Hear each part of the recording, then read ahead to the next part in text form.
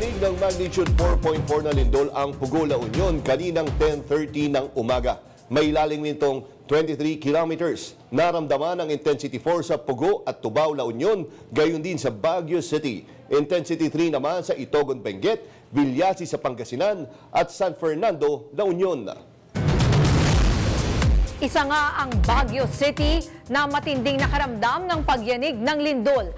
Makakausap natin si OJ Ingwa, isang estudyante mula sa Baguio City para ikwento niya ang kanyang karanasan. Magandang hapon na mula sa Maynila, sa inyo dyan. Yes. Yes? Nakamute ka ata. Okay, at saka yung signal ata hindi maganda, no? Baka hindi maayos yung signal. Oo.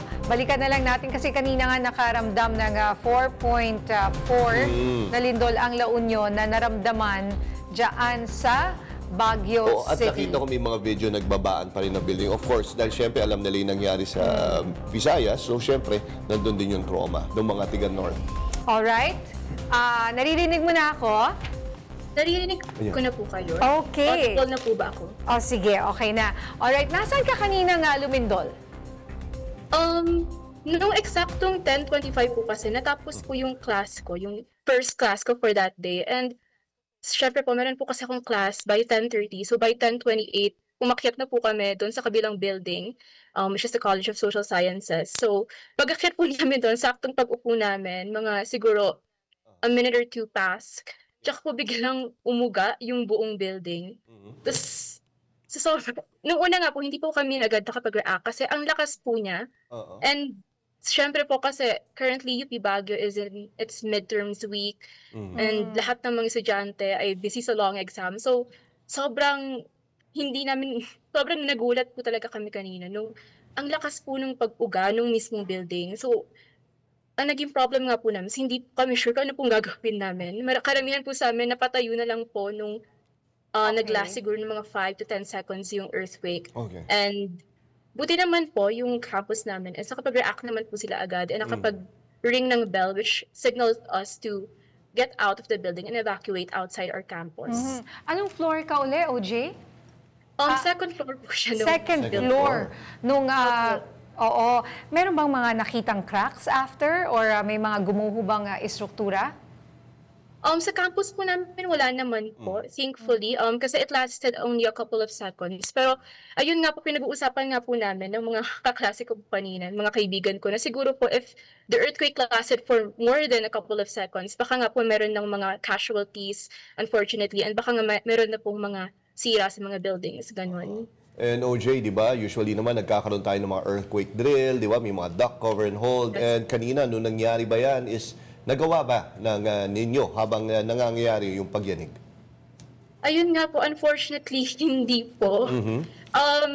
Parang last week or 2 weeks ago, nagkaroon nga po kami ng earthquake drill. And nag-comply naman po kaming lahat. And ginaid naman po kami ng mga instructors namin. Pero unfortunately, nung nakaharap na po namin yung earthquake kanina, pinag-uusapan nga po namin na, is it because it's our first time? Kaya hindi kami nakapag-react properly. Kasi yun nga po, nung lumindol na, nung umuuga na yung building, napatayo na lang po talaga kami. Tapos parang sa aming magkakaibigan, isa lang po yung nakapag-duck cover and hold. Tapos lahat kami, nakatitig lang sa isa't isa, waiting for like a signal on what to do. So, yun yung naging struggle po kanina. Oo, ayan nga Yan ang mahirap actually sa totoong buhay. Oo. Mahirap gawin yung mga drills ninyo. Pero you actually do, di ba, regular earthquake drills? Do you? Back in high school, pero parang here in college, I've only done it a couple of times. Siguro every sem meron po. Oo, tsaka siguro OJ, no, I'm sure hindi ka pa naman, no, hindi ka pa, Buhay bata ka nung pa. 1990 noong 1990 kasi. na lindol. I'm sure yung mga magulang mo nakwento sa'yo kung ano yung mga nangyari noon. Kaya yung maganda rin talaga yung mga tiga Baguio is nasasanay. Kumbaga, alam nyo kung anong gagawin nyo once na magkaroon ng ganyang klaseng pagyanig. Pero gano'ng katagal bago kayo bumalik sa normal na? I mean, bumalik na kayo sa classes right after nung pagyanig? Siguro po, hindi ko na po kasi masyadong maalala yung exact time kung gaano kami katagal. Siguro from 30 minutes to an hour, nandun lang po kami sa may garden sa labas ng campus namin kasi doon po kami nag-evacuate from our building sa College of Social Sciences. So, siguro for 30 minutes to an hour, nakaupo lang po kami doon and nagpapanik kasi yun nga po, from the recent news po with what happened in Cebu, natatakot po kami na baka, yun nga, an aftershock would strike and baka doon po talaga na maging mas malala or mas grabe than what happened before or a couple of minutes before. So, yun po, thankfully, Mayor Magalang suspended naman po yung classes, although ang nasuspend lang po yata initially, it's yung preschool to K-12. Pero, good thing our campus reacted naman po agad and heeded yung request ng mga students na magkaroon ng academic leniency and sinuspend na po yung classes for the day and yung mga faculty and staff naman po ay pinauwi na rin po after 12 p.m. Well, OJ, matagal ka na ba dyan sa Baguio? Taga dyan ka ba? Hindi po. Taga Marikina po ako. I am just a student here. Yeah, Only so go here. you mean, So, fourth year ko na. ilang years ka na? Siguro mga 3 years po. Okay, sa 3 years mo na nandyan, ngayon ka lang ba nakaramdam ng ganyang klase ng lindol? Opo, it's actually my first time to experience an earthquake. And sabi nga rin po ng mga friends ko kanina, mga kaklase ko, parang first time lang din po nila makaranas ng earthquake. Kasi usually po, when we do get earthquakes, usually gabi siya, this oras ng gabi, so tulog. So this was the first time that we experienced yung ganung klaseng sakuna in broad daylight.